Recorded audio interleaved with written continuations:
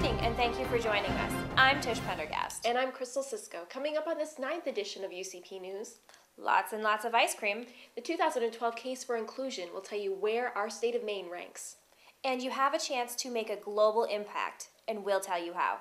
But first, we begin with our top story. Our Life Without Limits Gala raised over $10,000 for our cause, and that number is expected to go up as donations continue to pour in. The event was a huge success, raising awareness of our cause and mission, promoting local businesses and supporters, and bringing the community together in a night full of laughs, dancing, and great food. Everything from the photography to the table centerpieces to the band. Wow, it was amazing. We would love to thank Hollywood Casino Hotel and Raceway, Sarah Marble Photography, the band Midnight Rose, Acadia Auto Auction, and the countless businesses who partnered with us at this event. Because of your support, every dollar raised at our Life Without Limits Gala will go directly to supporting local children and adults living with disabilities. The William S. Cohen School was a rockin' place on May 11th. That's where our annual spring dance took place. Put on by the UCP of Maine Board of Directors Advocacy Committee, the event was specifically for adults with disabilities. Some of their dance moves would make even Beyoncé's backup dancers jealous. One of the most impressive moves featured this year was the break dance. It has not been determined how this particular move is accomplished, but we have discovered it should not be tried at home. As always, the event was a blast for all who attended. We want to thank all of our community partners and volunteers who helped make this a night to remember. And to the Seagulls who got an unexpected treat when we accidentally spilled a box of donut holes outside, you're welcome. The date has been booked, the venue secured. Now all we need is our most dedicated volunteers and mountains of ice cream. Our annual ice cream social will take place on Tuesday, June 26th, right here at UCP of Maine. This event is special because it honors those amazing volunteers who have given 100 hours or more to UCP within the past year. But there are so many more reasons why we love the ice cream social. It brings the UCP family together, it engages the community, and there's always lots of laughs. Last year, there was a rubber snake that caused a bit of panic, but generally it is a fun event. And who doesn't love ice cream sundaes?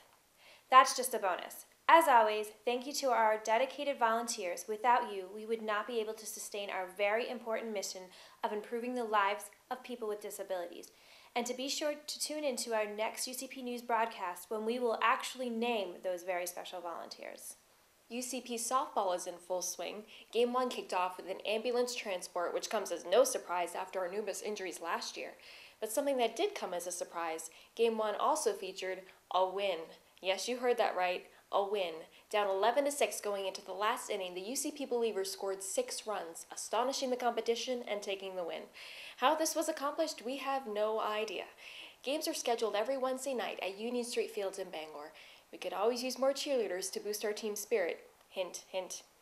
A few steps forward may have become a few steps back for a 5-year-old girl living with cerebral palsy in Texas. But the fight isn't over yet. According to MSN.com, little LaKay Roberts had been using her walker for about 2 years, but her school has insisted she switches back to her wheelchair after she fell in the school parking lot recently. In a recorded interview, a school official claims that LaKay's safety is compromised and that they are keeping her best interest at heart. But LaKay's mom, Christy, argues that the school is reversing the progress she has worked so hard to make.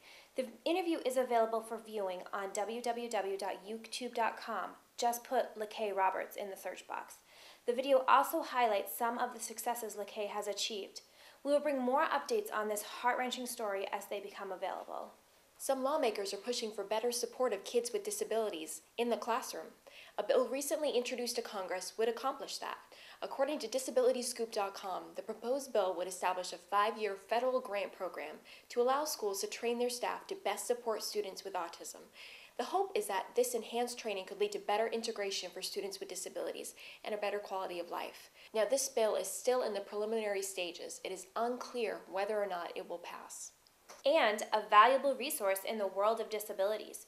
UCP National recently released the 2012 Case for Inclusion, an annual report that tracks the progress of community living standards for Americans living with intellectual and developmental disabilities.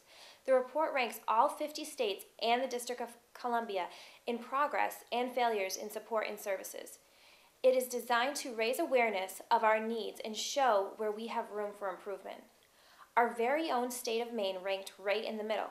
According to the report, Maine paves the way when it comes to integrating people with disabilities in the community, but we also have a growing need to accommodate the longest waiting list of people to have yet to receive services. We plan to bring you updates on this in the future broadcast. For more information or to see how your state fared in the rankings, please visit our website, ucpofmaine.org.